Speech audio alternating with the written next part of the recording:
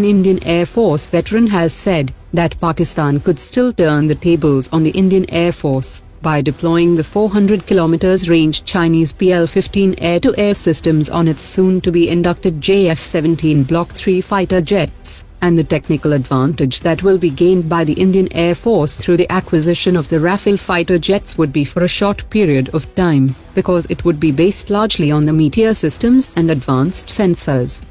It is confirmed by the Chinese media that the upgraded JF-17 Block III will have a stealthy airframe and a reduced radar cross-section, and will get a number of technologies developed for the J-25th generation fighter jet.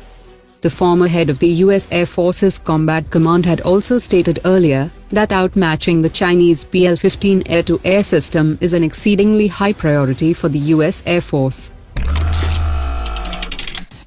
According to a defense expert, the plan of Hindustan Aeronautics to develop and produce an indigenous heavy-class combat helicopter by 2027 is not future-proof, as the helicopter technology will move to a different level by that period.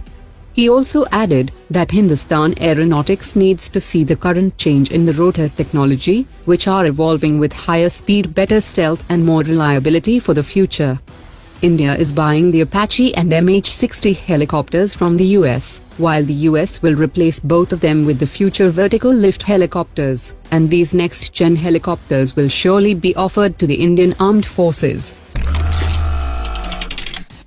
According to latest reports, DRDO has developed a portable detection device that can detect 20 different types of explosives as well as contaminated objects. And the major advantage of the new device is that it can inform the operator from a specific standoff distance, as the previous detection methods required the security personnel to do close-up scans.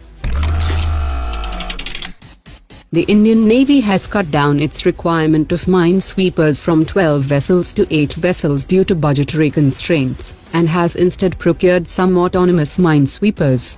The Indian Navy is also adopting unmanned platforms for aerial operations, and is also ready with qualitative requirements for procuring 10 high-altitude long-endurance drones for maritime surveillance. But the Navy is still firm on a third aircraft carrier, as it was found after a detailed study that the third carrier should cost around 45,000 crore rupees.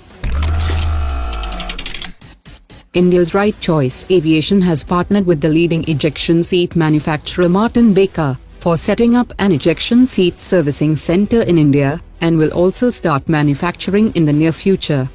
Martin Baker seats are fitted in over 1,000 Indian aircraft, and officials have said that the Indian center will significantly reduce the procurement time of ejection seats and will also improve the after-sales support. Underlining the potential for robust defense cooperation between India and Bangladesh, the Indian Foreign Secretary has said that India is ready to share every Indian-manufactured military hardware with its neighbor.